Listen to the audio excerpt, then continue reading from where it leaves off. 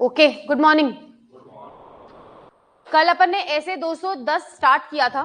Actually text अपन ने start नहीं किया था, अपन ने खाली इसके बेसिक्स देखे थे कि आखिर ऐसे 210 आया क्यों और इसकी इंपॉर्टेंस क्या है और ये बताता क्या है। तो क्या देखा कल अपन ने ऐसे 210 में? नाम क्या है ऐसे 210 का? Agreeing the terms of audit engagement. Very good.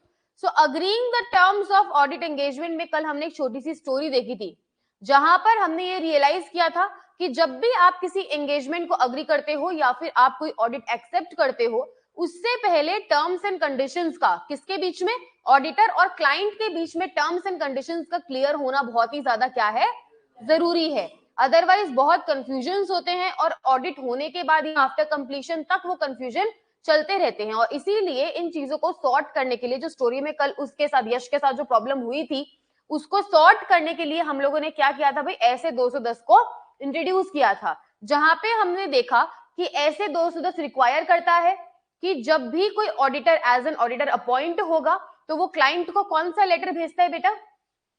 कौन सा लेटर था? कौन सा? Appointment letter. कौन किसको भेजेगा? क्लाइंट भेजेगी। किसको भेजेगी? और अपॉइंट होने के बाद कौन सा लेटर वो इंट्रोड्यूस करता है? Engagement letter. कौन किसको भेजता है? ऑडिटर। किसको भेजेगा?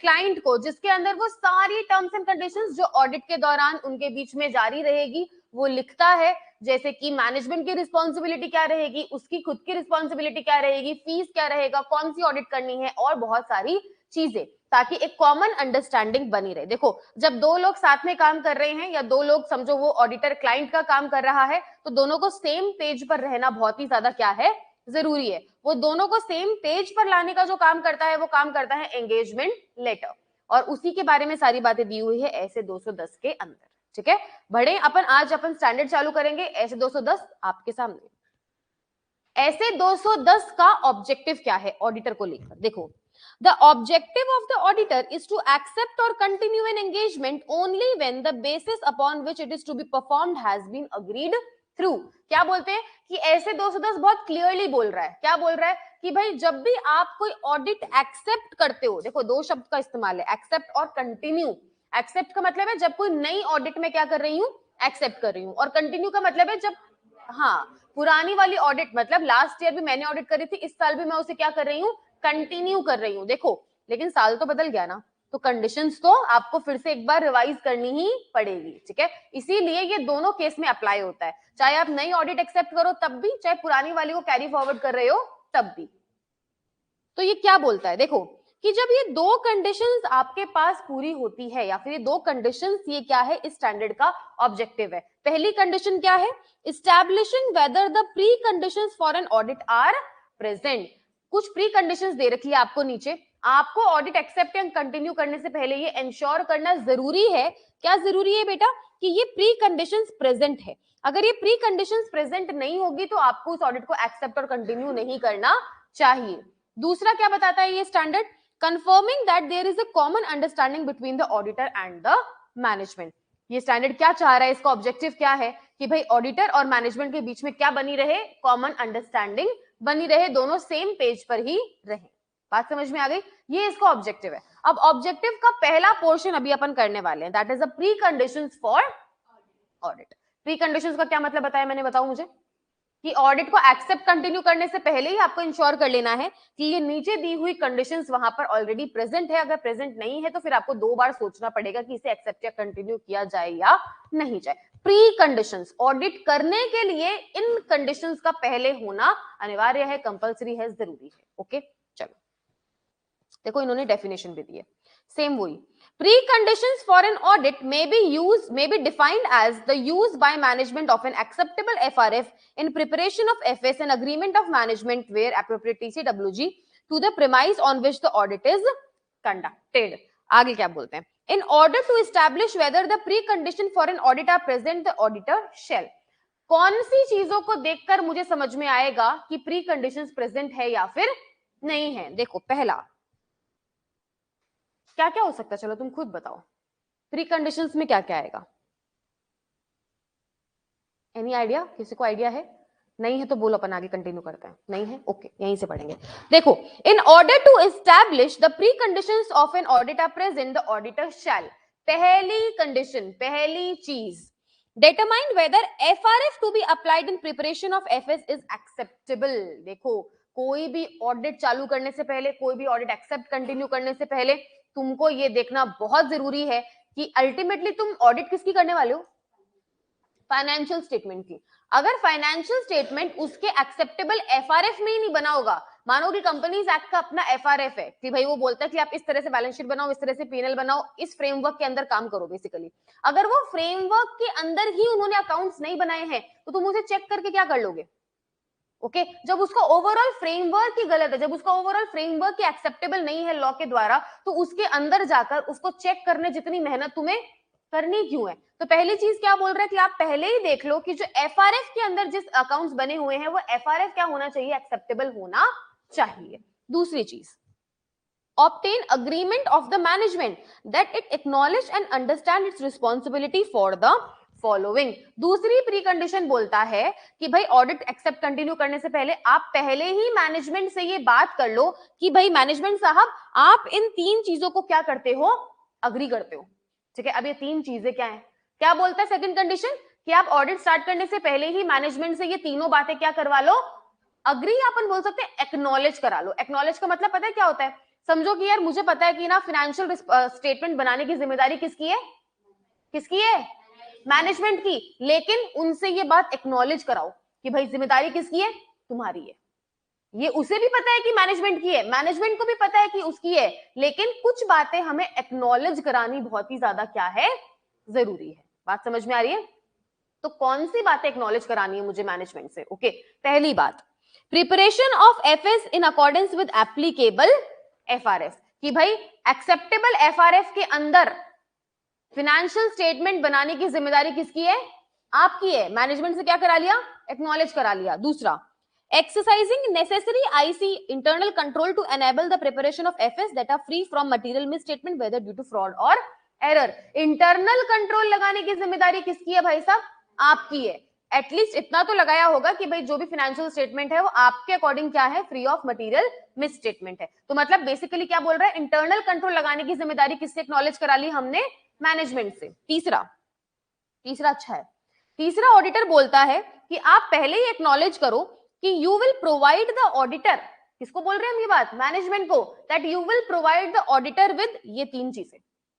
कौन सी चीज देंगे ऑडिटर को management, access to all the relevant information, कि भैया पहले ही एक्नॉलेज करो, पहले ही अग्री करो कि आप मुझे ये तीनों चीजें दोगे ऑडिट के दौरान, फिर मेरे को बीच में नाटक नहीं चाहिए। ओके, अब ये तीन चीजें क्या मांग रहा है वो, पहला, to access to all the relevant information, जैसे कि रिकॉर्ड, डॉक्यूमेंटेशन या अदर मैटर्स, कि आप मुझे हर डॉक्यूमेंट का क्या दोगे, एक्सेस दोगे। दूसरा, एडिशनल इंफॉर्मेशन दैट ऑडिटर में request for the from the management, अगर मैं आपसे इन डॉक्यूमेंट के अलावा भी कोई इंक्वायरी करता हूं, कोई इंफॉर्मेशन मांगता हूं, तो आप वो भी मुझे प्रोवाइड करोगे। और तीसरा, unrestricted access to the persons, इसका मतलब आपके एम्प्लॉइज, आपका की मैनेजरियल पर्सोनल, आपका बीओडी, जितने भी पर्सन्स आपके यहाँ पे काम कर रहे हैं उन सबका मुझे अनरिस्ट्रिक्टेड क्या चाहिए, एक्सेस चाहिए। मतलब मैं चाहूं तब इंक्वायरी कर सकती हूँ, चाहूं तब उनसे कोई डॉक्यूमेंट मांग के इंस्पेक्शन कर सकती हूँ। तो बेसिकली मुझे पर्सन्स का भी क्या चाहिए, अनरिस्ट्रिक्टेड एक्सेस चाहिए। तो ये तीन चीजें हम क्या करा रहे हैं मैनेजमेंट से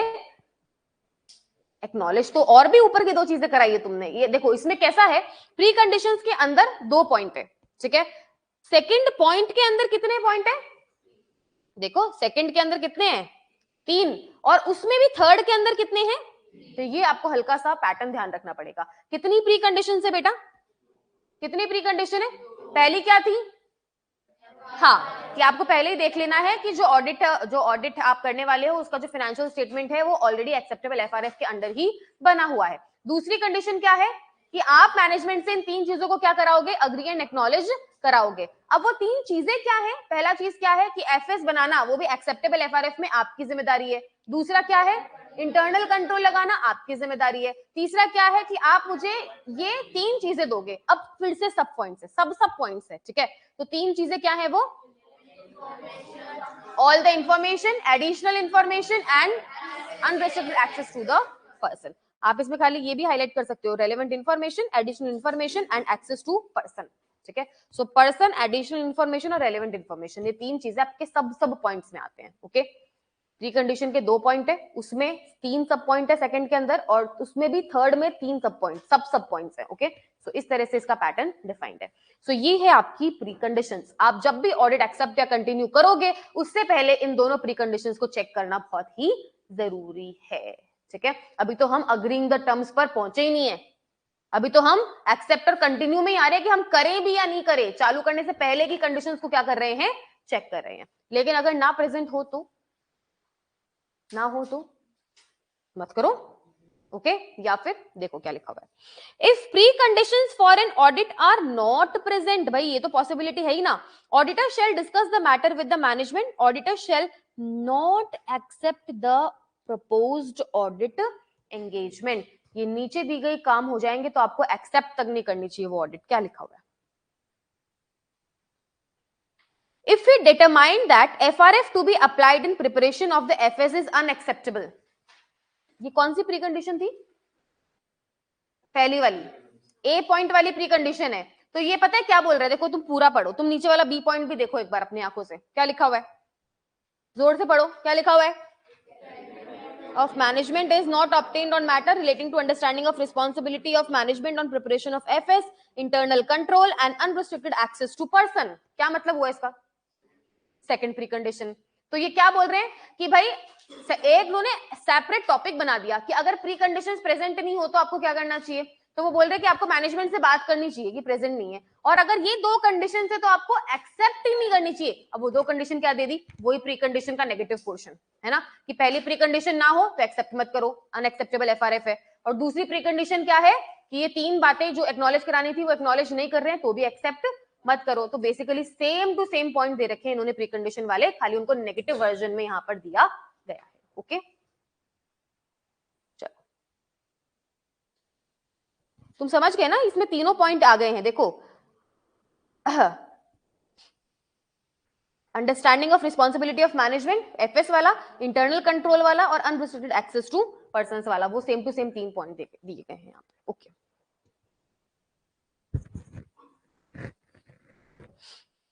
limitation on the scope prior to audit engagement acceptance. देखो अब क्या हो रहा है, आपने स्कोप पढ़ा था, स्कोप ऑफ ऑडिट क्या क्या है, कि हमें सारे एरियाज को चेक करना है, हमें इंटरनल कंट्रोल और अकाउंटिंग सिस्टम को वेरीफाई करना है, हमें डिस्क्लोजर्स चेक करने हैं। अगर अब ऑडिट तुमने अभी चालू नहीं करी और उससे पहले ही तुम पर क्या लगाए जा रहे हैं, लिमिटेशंस लगाए जा रहे हैं कि भाई साहब जब आप ऑडिट करोगे ना तो आप इस एरिया को नहीं देख सकते, या फिर आपको ये हम इंक्वायरी हम प्रोवाइड नहीं करेंगे, या ये इन्फॉर्मेशन हम आपको नहीं दे पाएंगे। पहले ही क्या लगाए जा रहे हैं आप पे, हाँ, कि आप ये मत करना, ये मत करना, ये मत करना, बिना बात के क्या लगा रहे हैं, वो लिमिटेशन लगा रहे हैं। तो हम उस सिचुएशन में क्या करेंगे, तुम बताओ क्या करना चाहिए, एक्सेप्ट ही नहीं करनी चाहिए। अगर आपकी ऑडिट एक्सेप्टेंस और चालू करने से पहले ही आपको धमकाया जा रहा है, धमकाना नहीं होता है मतलब, हाँ, आपको रोका जा रहा है किसी काम से, आपको लिमिट किया जा रहा है, तो ऐसी लिमिटेड एंगेजमेंट को एक्सेप्ट करके आप रीजनेबल अश्योरेंस कैसे ऑब्टेन कर सकते हो और ओपिनियन कैसे दे सकते हो। देखो लिमिटेड एंगेजमेंट अलग होती है, करेक्ट। अभी लिमिटेड एंगेजमेंट अगर आपको यहाँ पे बोल रहे हैं आप ये नहीं करोगे, ये नहीं करोगे, ये चेक नहीं करोगे, ये इनसे बात नहीं करोगे, इस पर्सन से बात नहीं करोगे, ऐसी लिमिटेड एंगेजमेंट में हम लोग एंगेज होकर कभी भी रीजनेबल अश्योरेंस ऑब्टेन नहीं कर सकते। यही बात यहाँ पर एग्जैक्टली दी हुई है कि आपको एक्सेप्ट नहीं करना चाहिए अगर ऐसा कुछ भी है तो, अनटिल एंड अनलेस आप पर लॉ की क्या है, बाउंडेशन है। कभी कभी लॉ हमें बाउंड करता है कि तुमको कुछ भी बोल रहे हो सामने वाले, फिर भी तुम्हें क्या करनी है, ये ऑडिट करनी ही करनी है।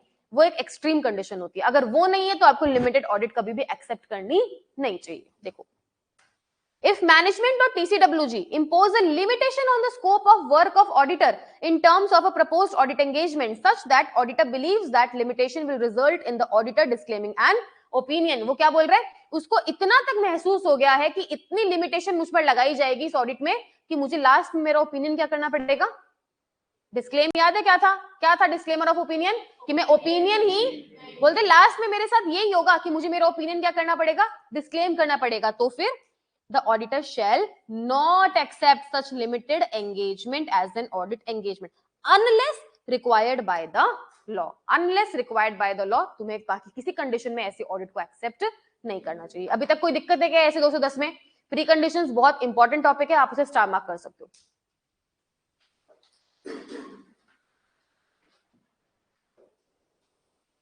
जो ऐसा लगेगा ना मुझे कि क्वेश्चन बनता है जहां से, वो मैं तुम्हें स्टार मार्क करवा दूंगी स्टैंडर्ड के अंदर, वहां से बनता है क्वेश्चन प्री कंडीशन से। ओके, उसके बाद नेक्स्ट टॉपिक दिया हुआ है agreement on audit engagement terms. अब यहां पर ये बताएंगे कि एंगेजमेंट लेटर में क्या क्या लिखते हैं बेसिकली। देखो क्या बोलते हैं, auditor shall agree the terms of audit engagement with management and TCWG. Agree तो हमें करना ही है टर्म्स को। Agree term shall be recorded in an audit engagement letter. Okay, ये मैंने आपको ऑलरेडी बता दिया कि आप जो भी अग्री करोगे वो कहां लिखोगे, एंगेजमेंट लेटर के अंदर लिखोगे। Audit engagement letter is sent by auditor to his client. ये लाइन हाईलाइट कर लो जिसने भी नहीं करे, ये आपके इतनी बार ट्रू फॉल्स में पूछा गया है ये क्वेश्चन, और बहुत बार ना बच्चे ज्यादा दिमाग लगाते हैं और उल्टा ट्रू फॉल्स लिख कर आते हैं। ओके, क्योंकि मोस्टली ना ऐसा लगता है कि क्लाइंट भेजेगा एंगेजमेंट लेटर, क्योंकि क्लाइंट एंगेज कर रहा है किसको, ऑडिटर को, तो एंगेजमेंट लेटर कौन भेज रहा है, उल्टा होता है। अपॉइंटमेंट लेटर कौन भेजता है, क्लाइंट टू ऑडिटर, और ये कौन भेजता है, ऑडिटर टू क्लाइंट। क्योंकि कंडीशन अग्री करने की पड़ी किसको है, कल किसको पड़ी थी, हाँ यश को पड़ी थी कि भाई मुझे अग्री करना है वरना मेरे को लास्ट में परेशान करते हैं। ओके, तो इसीलिए एंगेजमेंट लेटर भी कौन भेजता है, ये आपके ट्रू फॉल्स में भी बहुत बार पूछा गया है, और आपके ऑब्जेक्टिव में तो नहीं पूछा गया, ट्रू फॉल्स में ही पूछा गया। Okay.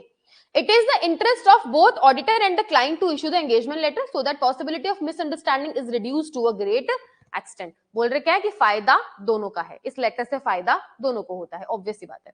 अब ये लास्ट में क्या बोल रहे हैं, एंगेजमेंट लेटर में होता क्या क्या है, खाली हेडिंग्स दे रखी है तुमको यहाँ पे कि क्या क्या होता है, बाकी तुम्हें और कुछ नहीं दे रखा। देखो सबसे पहले क्या होगा, objective and scope of audit of the FS. Okay, scope of FS का मतलब है आप कौन सी कंपनी का एफएस ऑडिट कर रहे हैं, एफएस ऑडिट कर रहे हो, कौन से ईयर का ऑडिट एफएस ऑडिट कर रहे हो, और उसके अंदर कौन सा पार्ट या डिवीजन आप लोग ऑडिट कर रहे हो। तो आपके ऑडिट का स्कोप क्या होगा और आपके ऑडिट का ऑब्जेक्टिव क्या होगा, वो एंगेजमेंट लेटर में आपने लिख दिया। रिस्पॉन्सिबिलिटीज ऑफ ऑडिटर, पहले मैं मेरी जिम्मेदारी लिखूंगी, उसके बाद मैं मैनेजमेंट की जिम्मेदारी अग्री करवाऊंगी, फिर identification of the applicable FRF. देखो ये बार बार ये शब्द इस्तेमाल हो रहा है, एफआरएफ एफआरएफ एफआरएफ। एक्चुअली में अनएक्सेप्टेबल एफआरएफ के अंडर अकाउंट चेक करना यूजलेस होता है, क्योंकि अगर उसका एफआरएफ ही ठीक नहीं है तो तुम उसके अंदर क्या उसकी इंफॉर्मेशन को सही है या गलत है उनको क्या बताओगे, जब उसका बेसिक चीज ही क्या है, गलत है। तो ये क्या बोल रहे हैं कि आप एंगेजमेंट लेटर में लिख देते हो कि कौन सा एप्लीकेबल एफआरएफ है भाई आप पे, और आपने इसके अंडर अकाउंट्स बना रखे हैं, उनकी पहले ही जिम्मेदारी उनसे एक्नॉलेज करवा लेते हो। और लास्ट में reference to the expected form and content of any report to be issued by the auditor and a statement that there may be circumstances in which a report may differ from its expected form and content. एक चीज और लिखते हैं हम engagement letter के अंदर, क्या लिखा हुआ है इन्होंने, form and content of report. मैं जो रिपोर्ट दूंगा, ऑडिटर जो रिपोर्ट देगा, ऑडिट रिपोर्ट, उसका फॉर्म और कंटेंट क्या होगा, किस तरह की रिपोर्ट होगी और उसमें क्या मैं देने वाला हूं। तो आप बेसिकली लिखते हो कि I am here to give my opinion on the financial statement in the audit report, okay, which will be issued after the audit. Okay, तो ये सारी बातें आप एंगेजमेंट लेटर में, और एक चीज इन्होंने लिखी नहीं है, फीस 100% एंगेजमेंट लेटर में लिखी होती है। ओके, वो अग्री करना बहुत ही जरूरी होता है, क्योंकि बाद में बहुत वो जो अग्री होती है वो ही नहीं देते वो आधी बार, तो लेकिन तो फीस भी आपकी इसमें इंक्लूडेड होती है। ओके, तो ये सारी बात एंगेजमेंट लेटर में आप लोग लिखते हैं।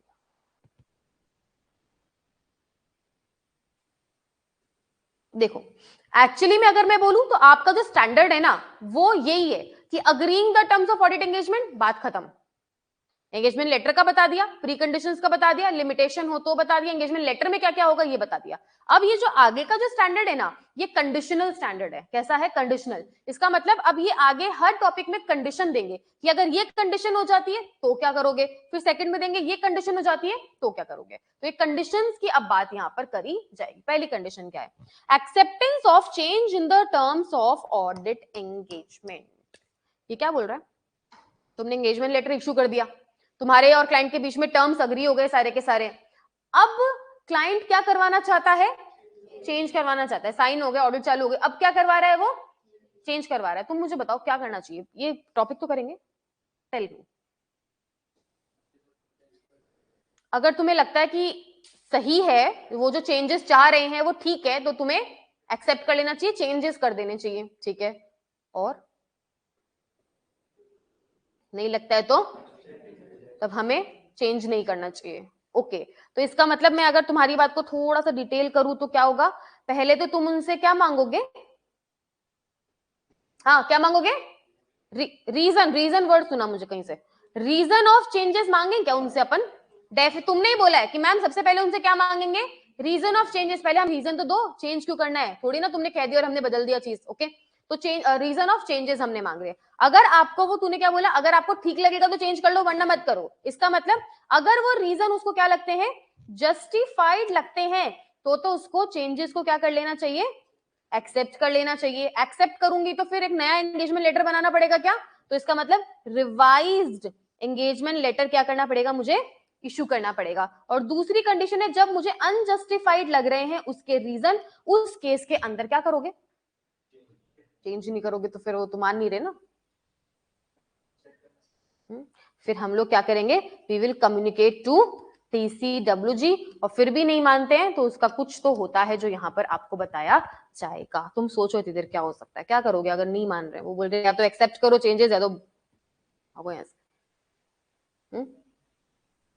विड्रॉ कर लू क्या बीच में, एंगेजमेंट हो सकता है, it is also a possibility. मैं गलत टर्म्स एंड कंडीशंस के साथ तो एटलीस्ट वर्क नहीं करूंगी आगे। ठीक है, तो ये सारी बातें अब आपने ही बोली, अब ये क्या बोल रहे हैं ये देखते हैं। ठीक है, आपने तो ये बता दिया मैम चेंजेस होंगे तो क्या हो सकता है, अब ये किस स्टाइल में इस बात को बोल रहे हैं वो देखो। अच्छा एक बात बताओ, किन किन रीजन से वो टर्म्स एंड कंडीशंस बदलवा सकते हैं?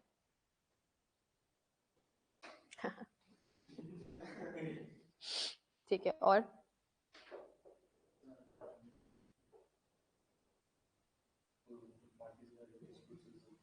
तो उसका और इसका लिंक क्या है, तो वो तो किसी भी काम से मना कर सकते हैं ना मुझे, इसका मतलब तुम पे कोई रेस्ट्रिक्शन लगा रहे हैं। ओके, ऐसा बोलो ना, तुम ऐसा मत बोलो कि कोई पार्टी से कोई बात पूछने से मना कर दे। हो सकता है पार्टी से कोई बात पूछने से मना कर दे, हो सकता है अपने एम्प्लॉय से ही मना कर दे, या फिर तुम्हारे काम पर किसी तरह का क्या लगा रहे हैं, रिस्ट्रिक्शन लगा रहे हैं। और कब चेंज करने को कह सकते हैं वो? ओके, मतलब कंडीशन बदल गई कोई, पहले जो कंडीशंस थी अब वो कंडीशन नहीं है, मतलब कोई सिचुएशन क्या हो गई, चेंज हो गई। और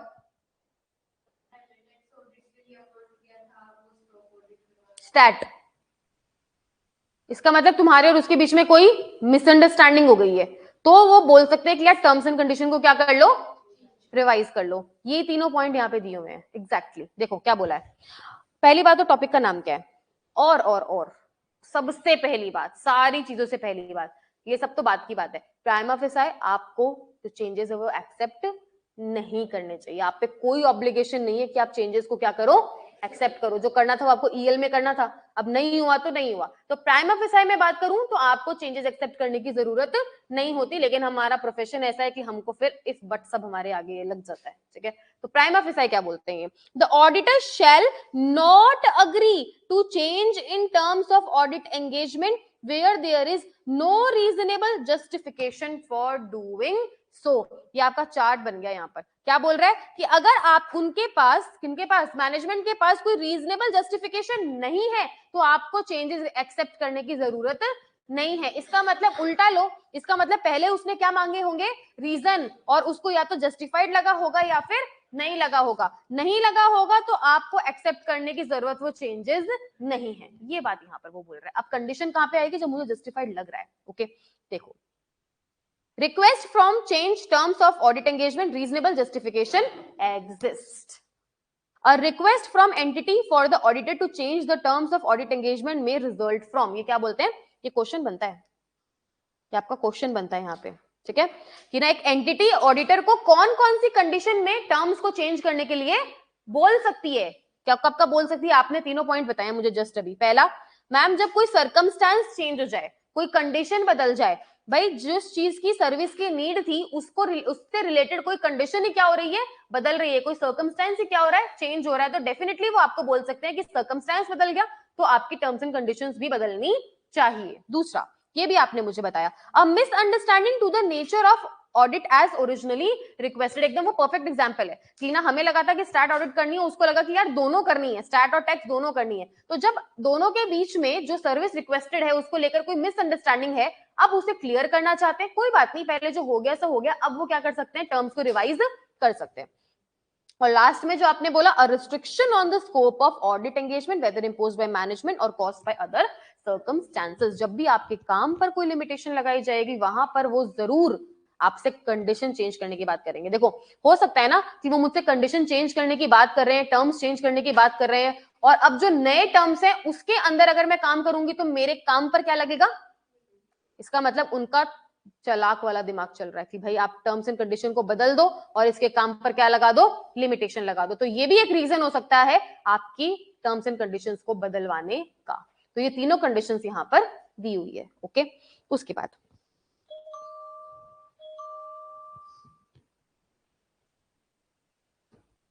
okay, the auditor considered the justification given for the request, particularly the implications of a restriction on the scope of audit engagement। अभी इन्होंने काम चालू कर दिया, उन्होंने चेंजेस करने के लिए बोला। देखो ये क्या बोल रहे हैं, कैसा फ्लो कैसे बन रहा है इस पैराग्राफ का, कि उन्होंने आपसे टर्म्स को चेंज करने के लिए बोला किसी भी रीजन से, इन तीनों में से किसी भी रीजन से। अब क्या करोगे, you will ask for the justification। ठीक है, a change in the circumstance that affect entity's requirement or a misunderstanding concerning nature of service originally requested may be considered a reasonable basis for requesting a change in the audit engagement। क्या बोल रहे हैं, पढ़ो और मुझे बताओ।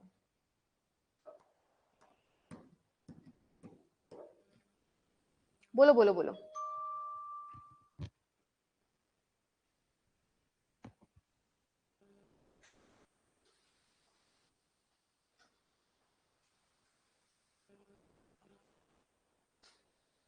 बोलो क्या बोल रहे हैं, पढ़ो।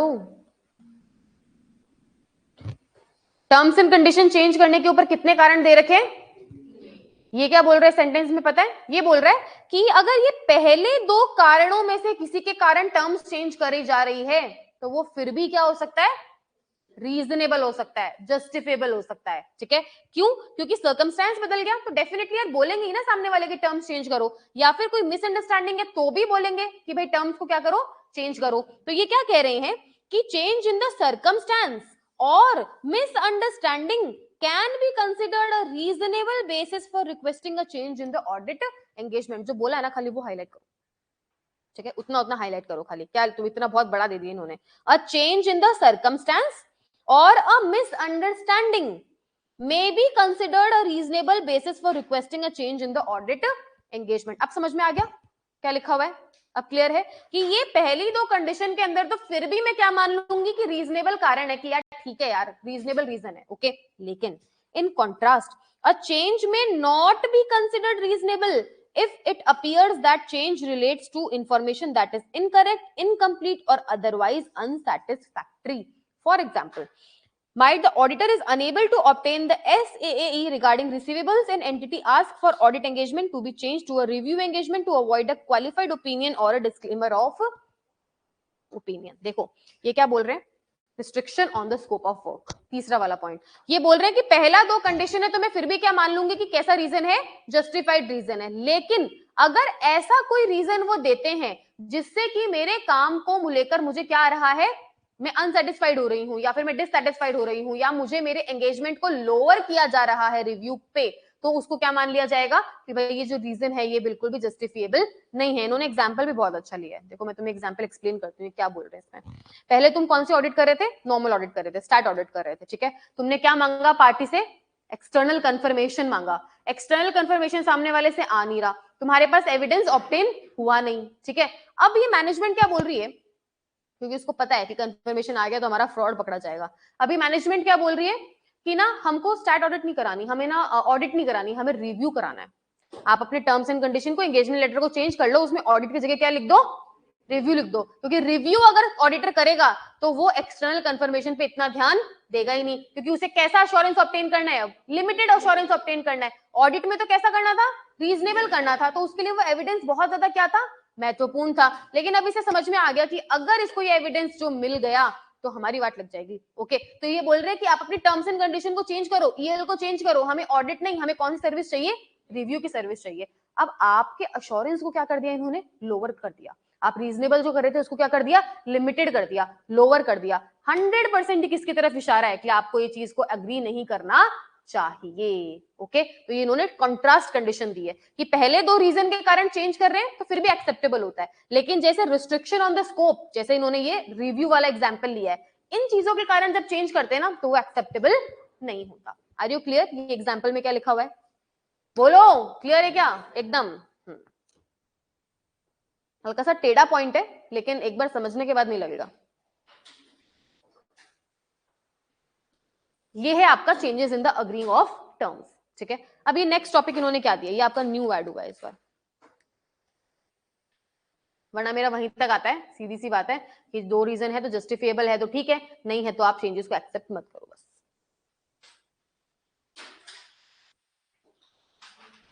ये टॉपिक न्यू है, ये ओल्ड है। पहले हम ओल्ड वाला पढ़ेंगे।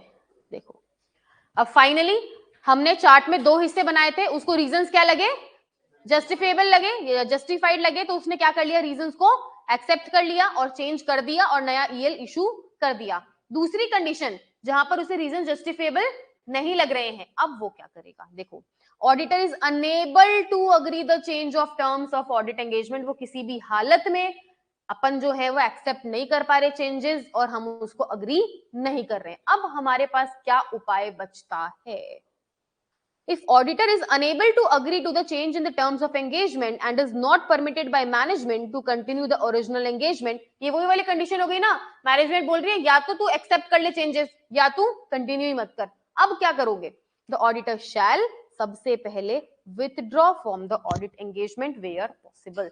जब पॉसिबल है तो तुम्हें हैंड टू हैंड एंगेजमेंट से क्या कर लेना चाहिए, विथड्रॉ कर लेना चाहिए। टाटा बाय बाय, अपनी ऑडिट अपने आप करो, जो करना है करो, मैं नहीं कर सकती आगे कंटिन्यू, ओके।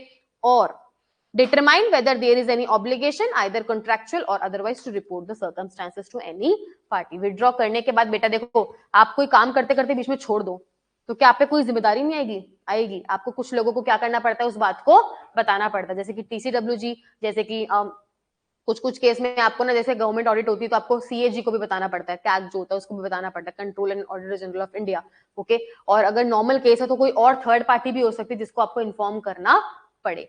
तो एज एप्लीकेबल आपको जिसको भी इन्फॉर्म करना है आप इन्फॉर्म करो और उस केस से क्या कर लो, विड्रॉ ले लो, मतलब आप चले जाओ, ठीक है। यही ऑप्शन मेरे पास बचता है जब वो मैं अग्री करने को तैयार नहीं हूं और वो कंटिन्यू करने मुझे दे नहीं रहे, तो मेरे पास कोई और ऑप्शन नहीं बचता, ठीक है। आगे चले, तो ये है आपका changes in the agreeing of the terms agreement.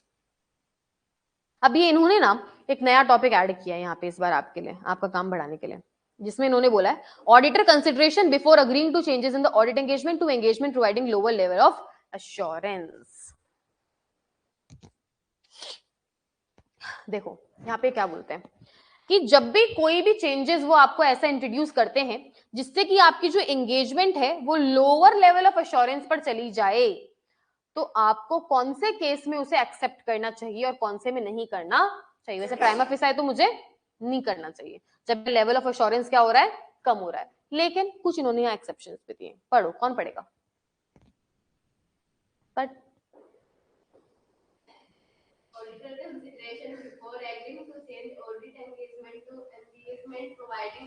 इसका मतलब फॉर एग्जाम्पल आप ऑडिट से रिव्यू पर आ गए तो कौन सी कंडीशंस में आ सकते हो, मतलब क्या ऐसा भी हो सकता है कि आप इस चीज को एक्सेप्ट कर लो, हाँ हो सकता है, पर आपको कुछ चीजें कंसिडर करनी पड़ेगी। पढ़ो,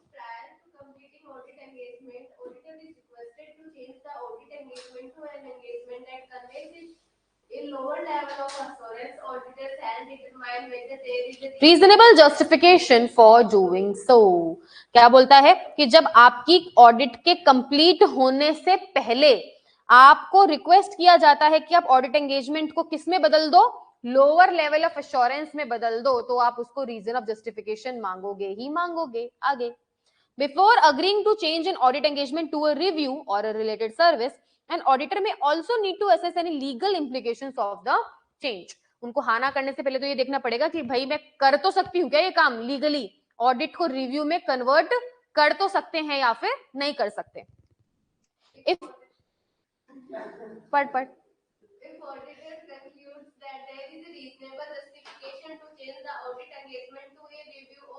or related service, audit work performed to the date of change may be relevant to the change engagement. However, the work required to be performed and the report to be issued would be those appropriate to the revised engagement. देखो अभी ये line तुम्हें कैसे समझ में नहीं आनी, खुद पढ़ोगे तो क्या लिखा हुआ है, इसलिए मैं तुम्हें पहले समझाती हूँ, तुम फिर से पढ़ना फिर। देखो ये क्या बोलता है कि अब तुमने उनसे रीजनेबल जस्टिफिकेशन मांगा कि यार आप मेरी ऑडिट को रिव्यू में क्यों बदलना चाहते हो, और जो उन्होंने रीजंस दिए हो सकता है तुम्हें क्या लगे वो जस्टिफाइड लगे कि हाँ यार ठीक है, इनको रिव्यू की जरूरत है, इनको ऑडिट की जरूरत नहीं है, तो इन्होंने क्या बदल दिया, उसको रिव्यू में बदलने के लिए कह रहे हैं।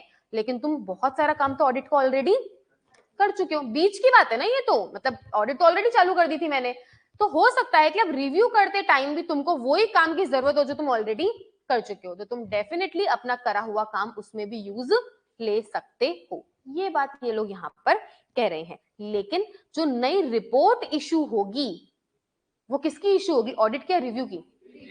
क्योंकि तुमने रिव्यू को क्या कर लिया, एक्सेप्ट कर लिया, तो डेफिनेटली जो रिपोर्ट्स अब नई इशू होगी वो किसकी इशू होगी, रिवाइज्ड एंगेजमेंट की रिपोर्ट इशू होगी। लेकिन अगर तुमने जो भी काम किया है, audit work perform till the date of change, change वाले दिन तक जो काम मैंने ऑडिट का कर लिया, may be relevant to the change engagement also, वो नई एंगेजमेंट के लिए भी क्या हो सकता है, रेलेवेंट हो सकता है, क्योंकि कहीं ना कहीं प्रोसीजर्स वो ही लगते हैं बेसिकली, ठीक है। तो हो सकता है वो काम नई एंगेजमेंट के लिए भी क्या हो, रेलेवेंट हो, तो आप यूज में ले सकते हो, कोई दिक्कत नहीं है। लेकिन report to be issued would be those of the revised engagement, वो आपको नई एंगेजमेंट के हिसाब से ही इशू करनी पड़ेगी। बहुत कॉमन सेंस की बात थी वैसे।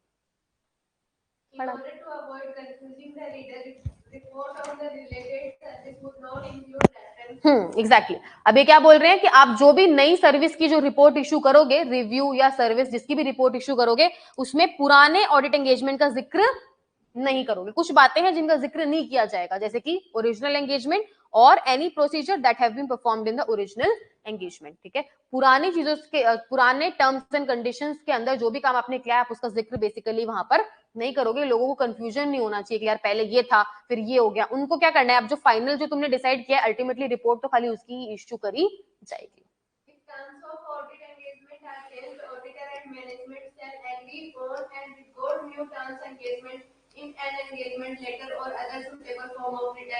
चाहे किसी भी कारण से तुमने चेंजेस को एक्सेप्ट किया हो, अगर कर लिया तो नया ईएल इशू किया जाएगा, और अगर नहीं कर पाए तो क्या करेंगे, यस बोलो बोलो, नहीं कर पाए तो क्या करोगे, विड्रॉ एंड रिपोर्ट टू जो भी आपका पार्टीज है, थर्ड पार्टीज है।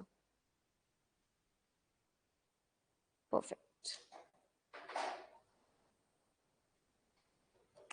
आप इसको न्यू में मत कंसिडर करो, आई एम सॉरी, मेरे दिमाग से स्किप हो गया था ये टॉपिक, पिछले अटेम्प्ट भी पढ़ाया है मैंने, नया नहीं है। अब मेरे को बोलते बोलते ध्यान आया कि नहीं ये मैंने बोला हुआ है पहले भी, ये बात मैंने पढ़ाया हुआ है टॉपिक। हाँ हाँ हो सकता है। नहीं नहीं नहीं नहीं, मुझे ना ये टॉपिक देखकर ऐसा लगा कि यार कुछ नया है ये इसके अंदर, लेकिन नहीं, वही फालतू बात दे रखी है, सबसे यूजलेस टॉपिक है ये, लेकिन ये आता है एग्जाम में, आया हुआ है ये भी। टॉपिक डिलीटेड है इसमें, अरे क्या हो गया ये,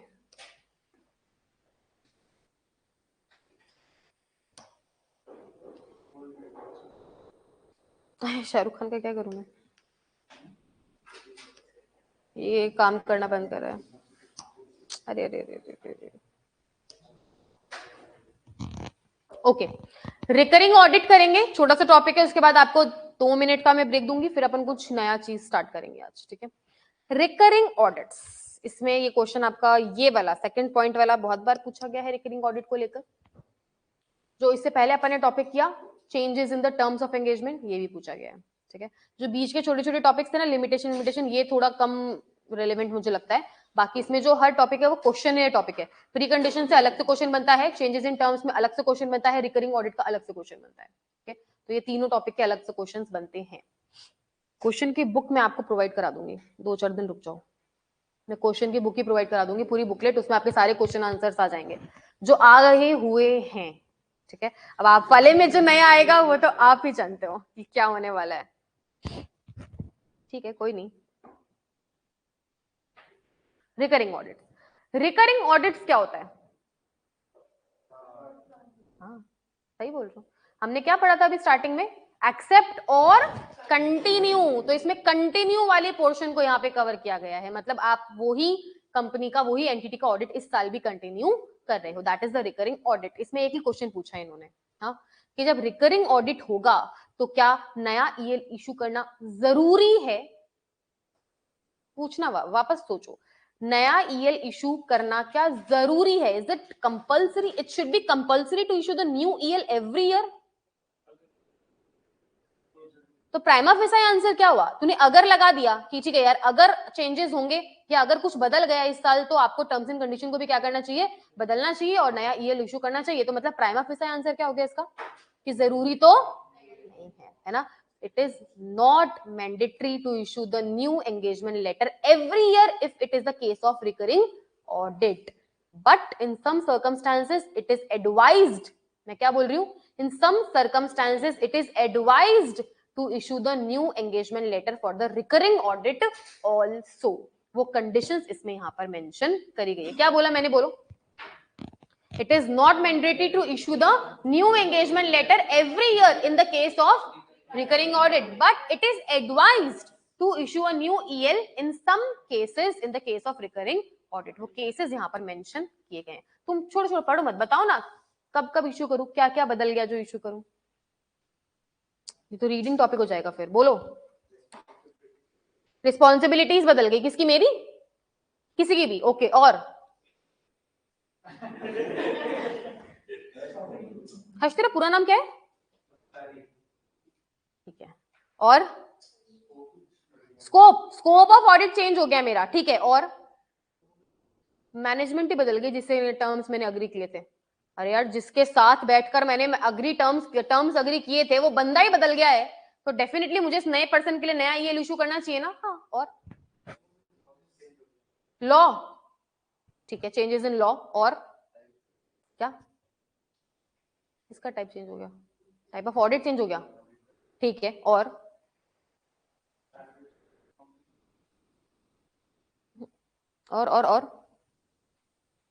ठीक है, तो तुमने स्टैंडर्ड ऑफ ऑडिटिंग बोल रहे हो, उसको रिपोर्टिंग रिक्वायरमेंट में ले लेती हूँ मैं। और क्या हो सकता है, 6 तुमने बता दिए।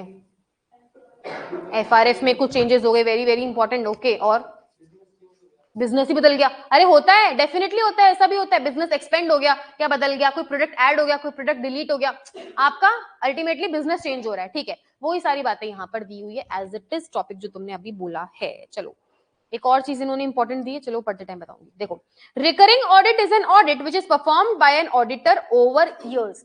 ईयर टू ईयर कौन कर रहा है वो ऑडिट, मैं ही कर रहा हूँ, ठीक है। In case of recurring audit, auditor shall assess whether circumstances require revision in the terms of audit engagement and whether there is a need to remind the entity of its existing terms of audit engagement।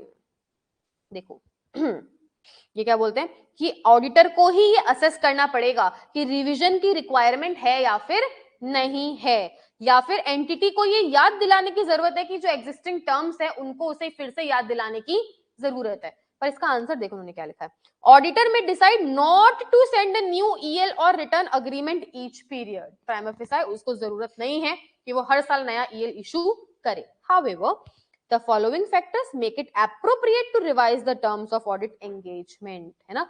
अगर ये condition हो जाती है तो ये appropriate advice किया गया है कि आपको नया ईएल बना ही लेना चाहिए। अब वो कंडीशंस क्या है, बहुत सारी हो सकती है।